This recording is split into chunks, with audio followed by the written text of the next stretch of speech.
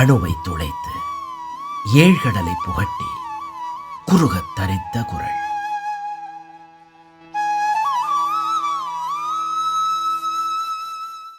ஜெய ஸ்ரீராம்.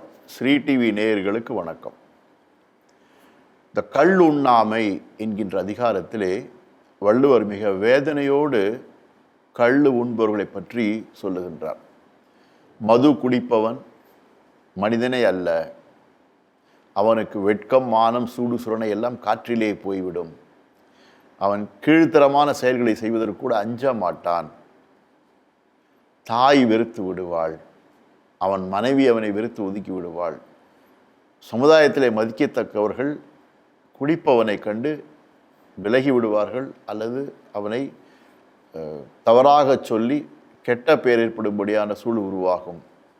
எனவே தயவுசெய்து குடிக்காதீர்கள் என்று வள்ளுவர் சொல்கின்றார். அது மட்டும் இல்லை, குடி என்பது, அந்த மது என்பது மெல்ல மெல்ல மனிதனை கொள்ளுகின்ற விஷம் என்கின்ற காரணத்தினால் தயவு செய்து மனிதா குடிக்காதே என்று மீண்டும் மீண்டும் சொல்லுகின்றார். ஆனால் இதில் வேடிக்கையான விஷயம், வேதனையான விஷயம் என்னன்னு சொன்னால், குடித்தவன் என்னைக்கு என்ன சொல்லுவான், குடித்த பிறகு நான் ரொம்ப ஸ்டடியாக தான் இருக்கேன் அப்படிம்பான், நான் சரியாக தான் பேசுகிறேன் அப்படிம்பான். இல்லைன்னா குடிக்கலையே அப்படிம்பான். குடித்து விட்டு வந்திருப்பான். அப்புறம் அந்த வாயில் வாசனை வராமல் இருக்கிறதுக்காக வேண்டிய விஷயங்கள், லாகிரி வஸ்துலாம் உள்ளே போட்டு மறைச்சிருப்பான். ரொம்ப அப்படியே ஸ்டடியாக இருக்கிறத காட்டிப்பான். குடிச்சிருக்கேன்னு கேட்டால், இல்லை குடிக்கலையே, எனக்கு குடிக்கிற பழக்கம் இல்லையே என்று பொய் சொல்லுவான், பச்சை பொய் சொல்லுவான். இப்படிப்பட்டவர்களை வள்ளுவர் வேடிக்கையோடும் நகைச்சுவையோடும் உண்மையை சொல்லுகின்றார் இந்த குறளிலே. வாருங்கள், அது என்ன குறள் என்று பார்க்கலாம். களித்து அறியேன் என்பது கைவிடுக, நெஞ்சத்து ஒளித்ததும் ஆங்கே மிகும் என்று கள் உண்ணாமை அதிகாரத்தின் 928வது குறளிலே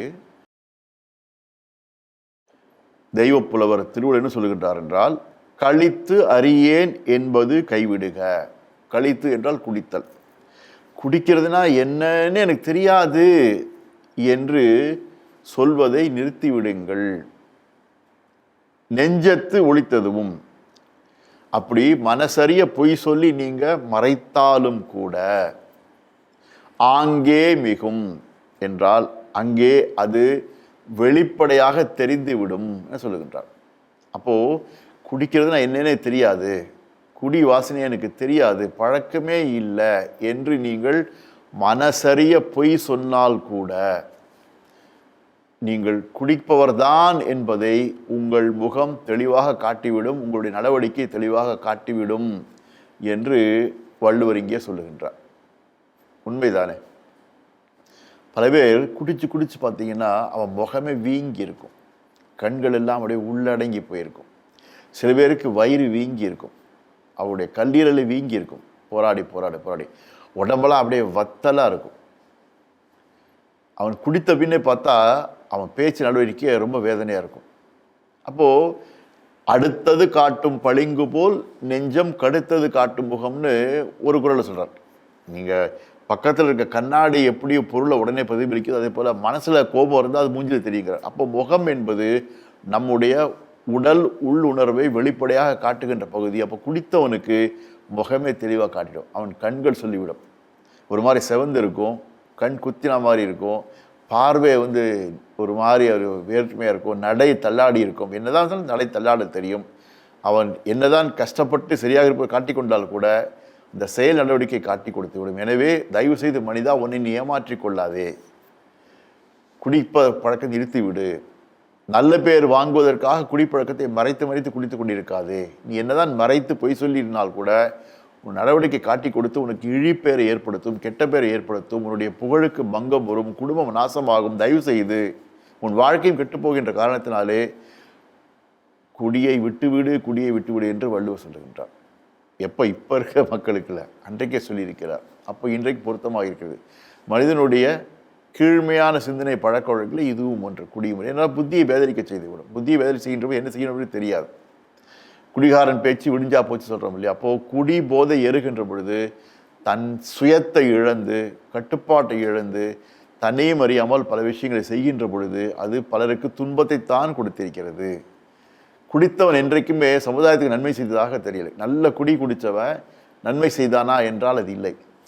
தன்னிடம் இருக்கின்ற பொருட்களை வீசி எறிவானாக இருக்கும், அதில் பணமாக கொடுக்கலாம், அது அவனே மரியாதை செய்தது. நீ நல்ல சிந்தனையோடு குடித்த பின்னே நல்லது செய்தானா என்றால் இல்லை என்பதுதான் பொதுவாக உலகம் நமக்கு காட்டுகின்ற சான்றுகள் இருக்கின்றன. எனவே வள்ளுவர் சொல்லுகின்றார், தயவு செய்து உன்னை நீ ஏமாற்றிக் கொள்ளாதே, உலகத்தை ஏமாற்றாதே. நீ என்னதான் இல்லை, நான் குடிக்கவில்லை, குடிப்பழக்கம் எனக்கு இல்லை, இது வாசனையே தெரியாது என்று நீ பொய் சொல்லி கொண்டிருந்தாலும் கூட, நீ தொடர்ந்து தினசரி குடிப்பவனாக இருந்தால், குடிப்பழக்கத்துக்கு மதுக்கு அடிமையாக இருந்தால், அந்த அடிமைத்தனத்தால் உன் முகமே காட்டிவிடும், உடம்பே காட்டிவிடும் நீ குடிப்பவன் என்று. எனவே உன்னை ஏமாற்றிக் கொள்ளாதே, உலகை ஏமாற்றாதே என சொல்லுகின்றார். அவ்வகையிலே நம்மை சுற்றி இருக்கின்றவரோ அல்லது குடிப்பவரோ தயவு செய்து ஏதேனும் ஒரு உதவியை நாடி குடியை விட்டு வெளியே வந்து நல்ல குடிமகனாக இருந்து, நல்ல குடிமகன் என்றால் பாரத நாட்டு வாசியாக இருந்து நம்முடைய பாரம்பரிய மேன்மையை போற்றுவோம், திருவள்ளுவரை போற்றுவோம், தெய்வப்புலவர் திருவடி போற்றி. ஜெயஹிந்த்.